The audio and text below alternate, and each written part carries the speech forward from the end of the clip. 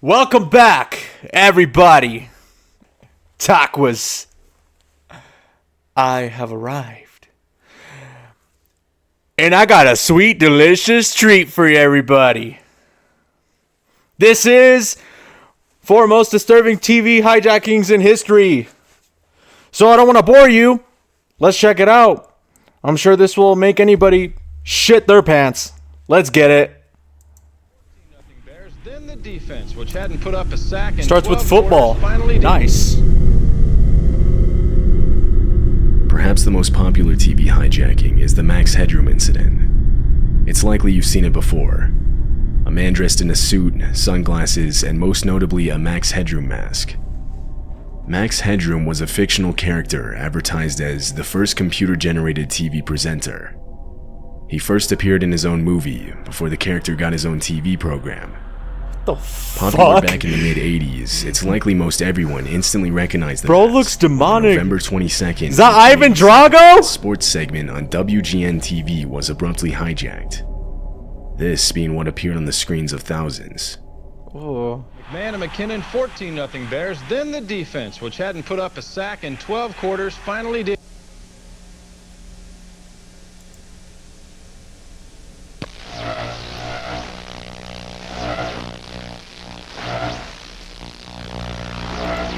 Bro, imagine you're watching fucking football with your family and this shit pops up. I'm out of that room, bro. I'm out. I'm leaving the fucking house for the day. I'll check the scores later.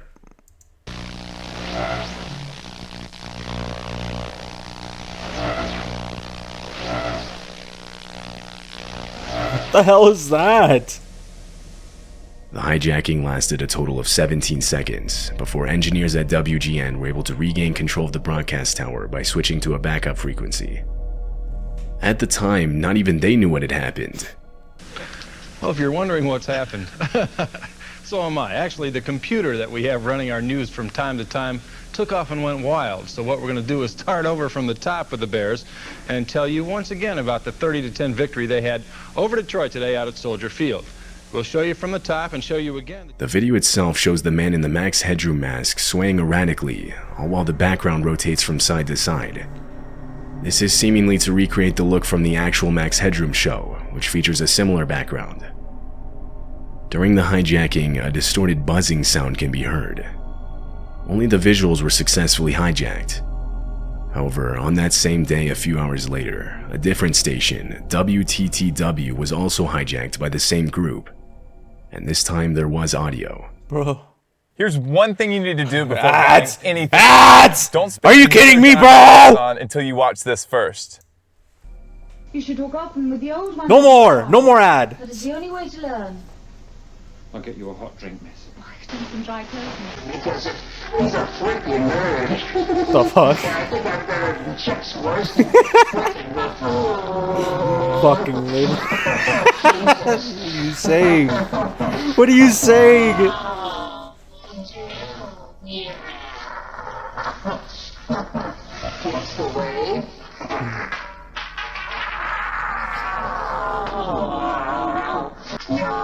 The fuck are you on, bro?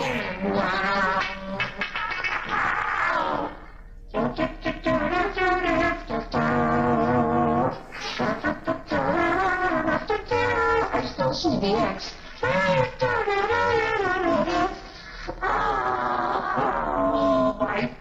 Bro.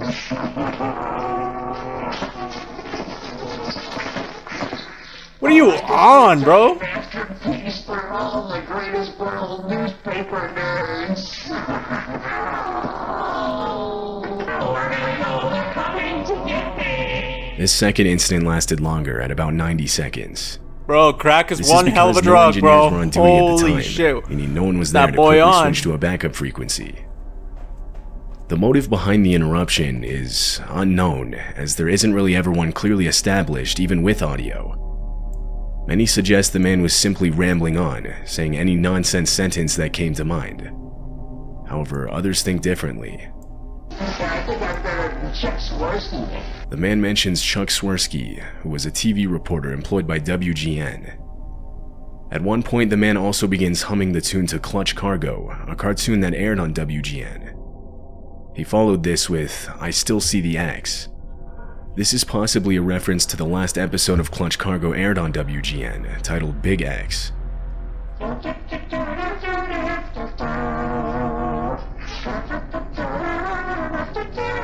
still see the X. Oh, I guess they're a giant masterpiece for all the greatest world newspaper nerds. Additionally, the man mentions how he made a giant masterpiece for all the greatest world newspaper nerds.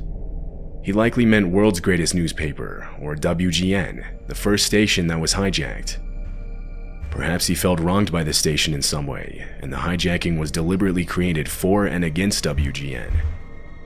Or maybe everything he said was all nonsense. This is some psychopath type shit. The FBI immediately started an investigation. This confident is they would be able to find fucked whoever up. was responsible for the interference. But the odds, I'd say, if a guy continues to involve himself, either sporadically or continuously, it's very great that we will determine who it is.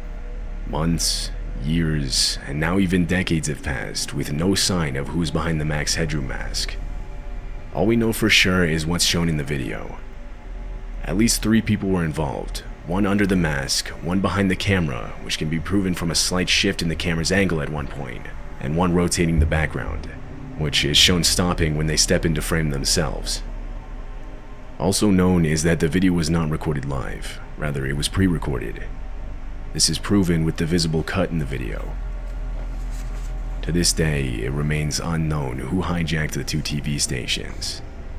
No one has ever been charged. This is insane, bro. On August 19, 1987, during the 4 p.m. edition of This all KMBC's happens in the Channel 4 90s. News, reporter David Horowitz was interrupted by an unidentified man walking into the studio. The man appears in frame armed and hands David a set of papers. He instructs him to read them. And without another option, David calmly does what he's told. Pardon me? What is this? Let me see what it says. All right. He's got a gun to his back. All right, well, let me read this. Folks, we have someone on the set who's standing here and would like me to read this copy which was just handed to me. You want to tell me your name or not? What is it? And Gary, where are you from? The video was then taken off the air and replaced with a still screen.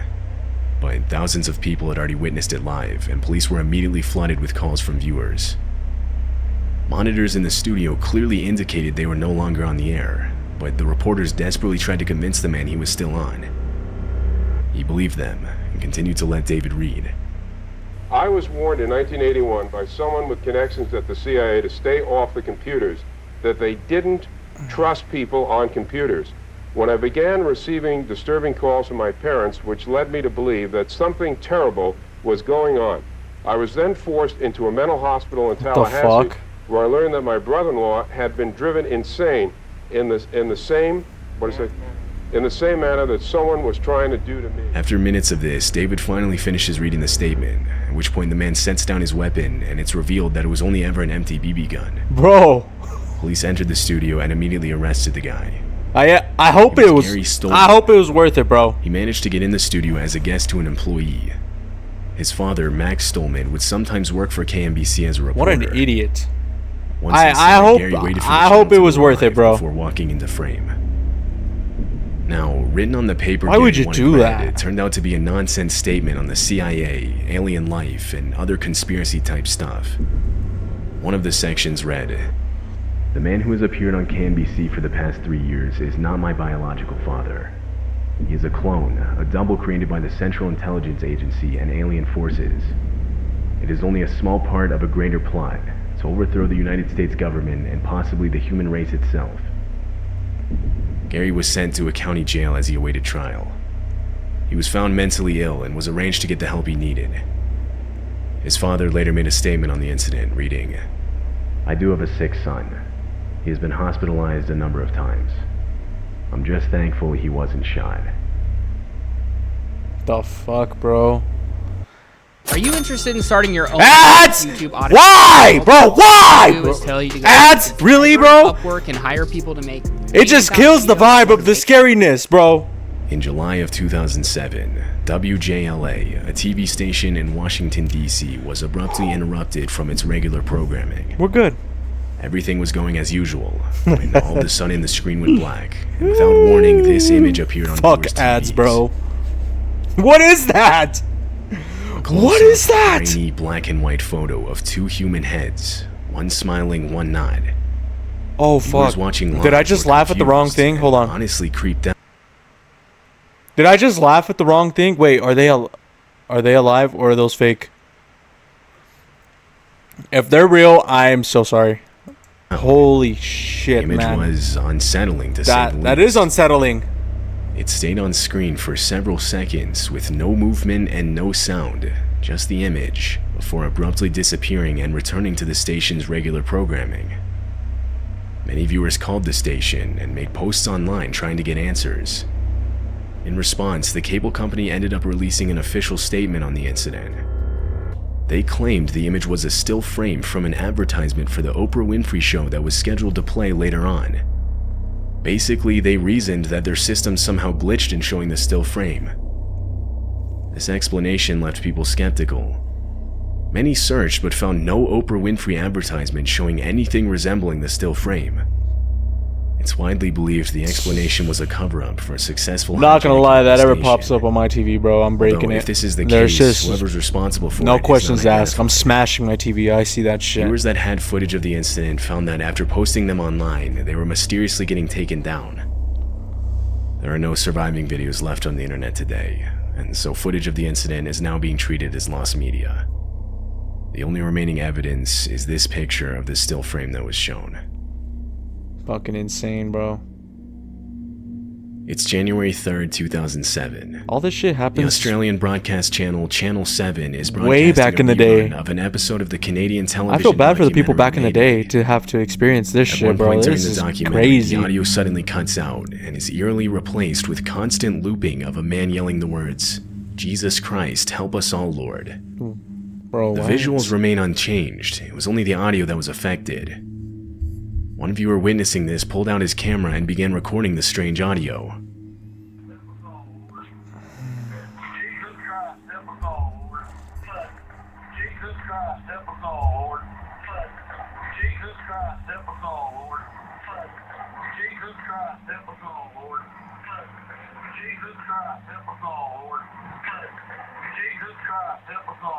What the fuck, bro? I remember those days where I would fall asleep with the YouTube playing on my TV, bro. If I were to ever wake up to see this This would shit, go on for over 5 minutes. before I'm returning back to just the gonna go stay in the other documentary's room and I'm original gonna turn it off. I might smash the TV, viewer wrote, everything. "I was It channel looks very old surfing and too. I heard this weird sound being repeated. It caught my attention as it was very odd, a bit creepy. I thought it was some kind of subliminal message, or that someone must have hacked in. I tried ringing the station for several minutes, but they never picked up. After gathering enough attention, a spokesperson for the network would make a statement. He denied the transmission being a prank or security breach, and actually claimed that the repeated line was a part of the original broadcast. He further stated that the audio actually said, "Jesus Christ, one of the Nazarenes." However, there's almost no similarity between the two phrases. People took this statement almost as a joke, considering how absurd it was. It's believed the station's audio was temporarily hijacked, and the network didn't want to admit to it. A few independent researchers began an investigation on where the original audio came from. Yeah. And surprisingly, it was actually found. It turns out the audio came from the haunting video of Preston Wheeler reacting to an ambush on his convoy in Iraq.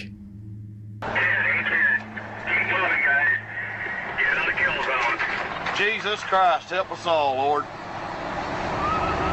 This attack occurred after the convoy had made a wrong turn down a dead-end street. Though Preston was fortunate enough to make it out alive. The finding of this video seemed to raise only more questions, like the reason behind why the hijacker chose to use this audio. No further information would ever be discovered. The whole situation kinda just slowly died down with no real answers. The hijacker responsible was never identified. Wow. That is pretty crazy, bro, to be honest. Nope, I'm not watching that stupid ad. No. No. All right. That's fucking crazy, bro. All this stuff happens like way back in the day. So I feel bad for all them people back in the day. I have not seen any new creepy stuff now. I mean, stuff does surface now and then, but it's usually on TikTok, and I usually miss it. I only see it when it's like viral on Twitter, and a lot of people are talking about it. But that's it for today. That's it for today, everybody. I hope you all enjoyed this sweet, delicious reaction. And pause. Sounded kind of gay. But I hope everyone enjoyed this cool-ass reaction to a scary video. And there will be more coming on the way. And like always, like, comment, and subscribe if you enjoyed. Stay up to date. More content on the way. Peace out, everybody. I hope you all have a blessed day. Busco una excusa para llamarte y con algo llega el valor.